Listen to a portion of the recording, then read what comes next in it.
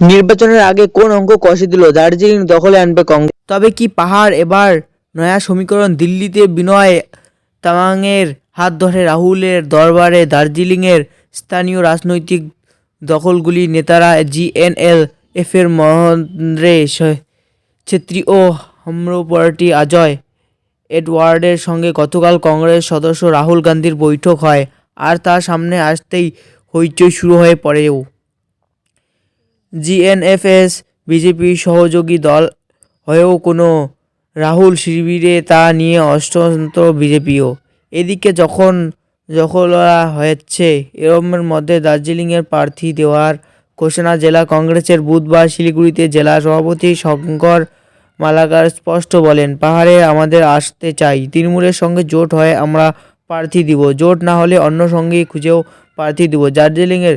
তবে সে প্রার্থী বিনয় তামাং কি না সে নিয়ে মুখ খুললেননি তিনি। তবে শঙ্কর মামলাকার বলেন, কংগ্রেসের আলাদা গোর্খাল্যান্ড রাজ্যে পক্ষপাতী নয়, নষ্ট তপোলিন বা কেন্দ্রশাসিত অঞ্চল গঠন করা নিয়ে পাহাড়ের নেতারা দিল্লিতে রাহুলের দরবারে কথা বলেছেন।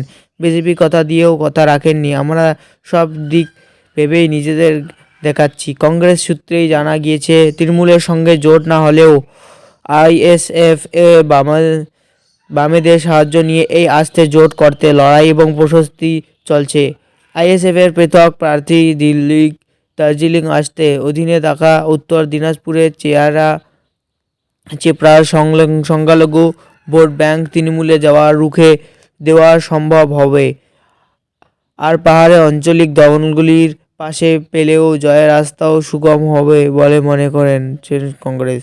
তবে এই জোট পরিকল্পনার মাঝেই বিনয় তামাং প্রার্থী নিয়ে হতে পারেন জেনেই প্রতিবাদ জানিয়ে শিলিগুড়ি বৈঠক বসেছেন কংগ্রেসের পাহাড়ের নেতারাও।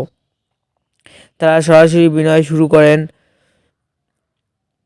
কিছু না বললেও বিনয়ের দিল্লি সফর ও রাহুল গান্ধীর ঘনিষ্ঠতাকে লঘু করে দেখিয়ে বলেছেন, কংগ্রেস সেই রাহুলকে কাছে যেতেই পারেন, কিন্তু প্রার্থী নিয়ে জেলা কমিটি নাম প্রস্তাব করবে, তারপর রাজ্য হয়ে সে নাম দিল্লিতে যাবে, তারপর প্রার্থী ঠিক হবে।